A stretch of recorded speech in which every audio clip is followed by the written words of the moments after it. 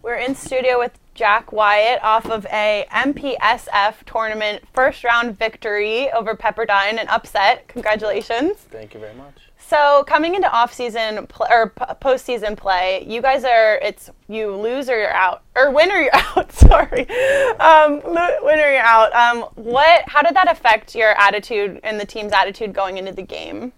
I think we just went into the match with a mentality that we can beat anyone, and we had a game plan, and we executed it perfectly.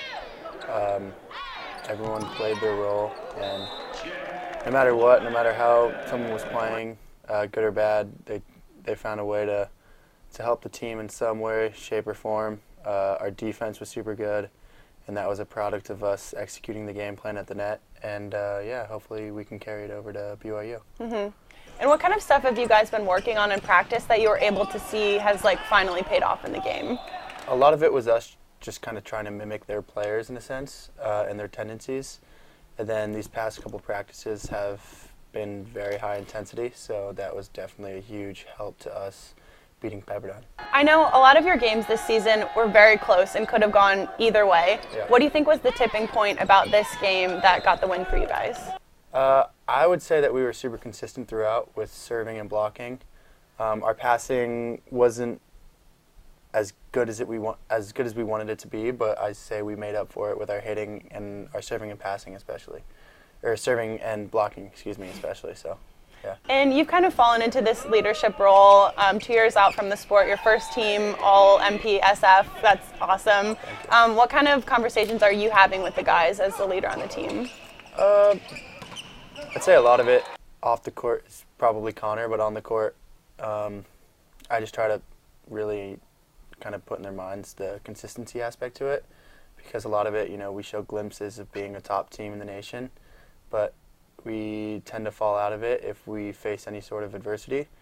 And I think lately we've done a really good job of when we do face that adversity, we've been able to cope with it, and we've just been super steady recently, and that's where the victory over UCLA came from, as well as this victory over Pepperdine.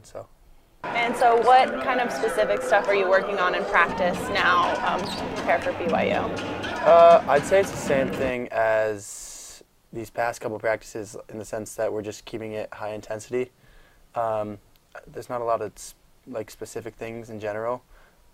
Just the consistency aspect, a lot of serving and passing, because that's kind of how you win a match. So, yeah, just being aggressive as well. We're not going to win any matches by tipping or playing it safe. So these are a lot of good opponents that we're going up against. So we got to really play our hardest and do our best to just play as aggressive as possible.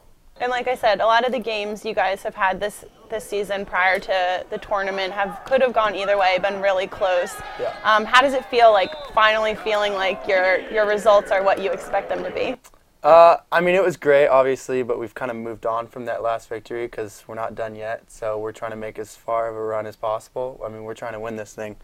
And I think a lot of the guys in the locker room especially, we've been expecting to win. So anything short of that has been kind of disappointing for us. So winning this past one was really good for us, and I think it's going to be, like I've said in the past, a catalyst for our future success. So great. Yeah. Thank you. Yeah, no problem. Yep.